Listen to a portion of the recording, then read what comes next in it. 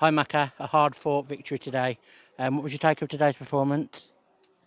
Yeah, look, I think it's always difficult. I think there was you could see the difference in the two sides. I thought we was outstanding, but you know when a team just comes to try and defend the goal and stay in the game, it's always going to be difficult. And you know, I always had confidence offensively we'd find the breakthrough. You know that they just wanted to stay in it as long as they could, couldn't they? But you know, when you've got the likes of Amber Hughes on the pitch, you're always going to find that little bit of quality and that one moment where she'll get us the 3 points. And Amber's done that today, so credit to her. But I must say credit to all the girls. I thought they remained really patient. As I said, that confidence to win the game stayed. And even the likes of Beth Merrick. I thought Beth Merrick, who, you know, we took out the 11 today, but she came on and really influenced the game. She could have won it twice herself. So fantastic overall. Really pleased with the 3 points in the end. Well, you dominated that first half again. Was you just unlucky that you didn't score in that half?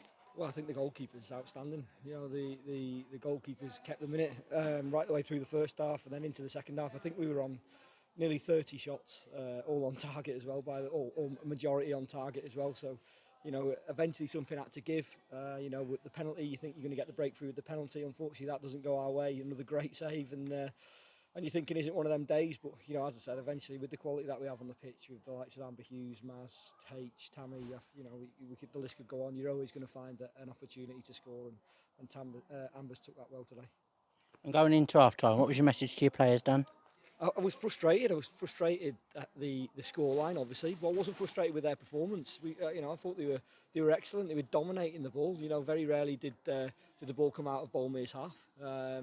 So it was more in frustration at, you know, certain decisions that hadn't gone our way, and the fact that we hadn't took advantage of the real dominant performance. But it was very much just the same. Okay, don't change, but maybe can we be a little bit cuter with the finishes in and around the box? And ultimately, you know, the goalkeeper wants you to shoot from 25, 30 yards because that's what she's very good at stopping. So, you know, we talked about how we could maybe hurt her a little bit more, and as I said, eventually we was always going to break the barrier down, and we have done that eventually in the end. And coming out again second half, you dominated that second period again. But their goalkeeper just in inspired form, wasn't she today? Yes, she was best player on the pitch for them. I thought she was absolutely tremendous.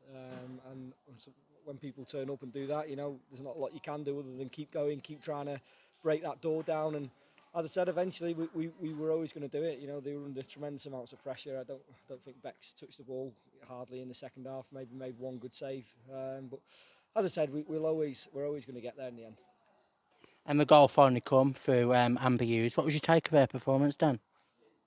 Listen, Amber, we're starting to find now Amber's being not targeted, but she's been defended really, really well. And I thought, you know, credit to Jess Keelan and Dana Scott. You know, they were tremendous at the back for Boldmere today, and didn't really give her an inch. You know, but then again, you've seen in the second half, you give her a small opportunity and she'll win penalties for you or win games for you, and that's what she's done today.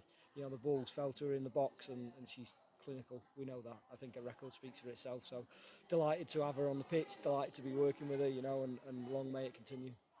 It is a win and a clean sheet today, but you know you've got to prepare yourself for the big game on Wednesday night, a Black Country derby, Dan.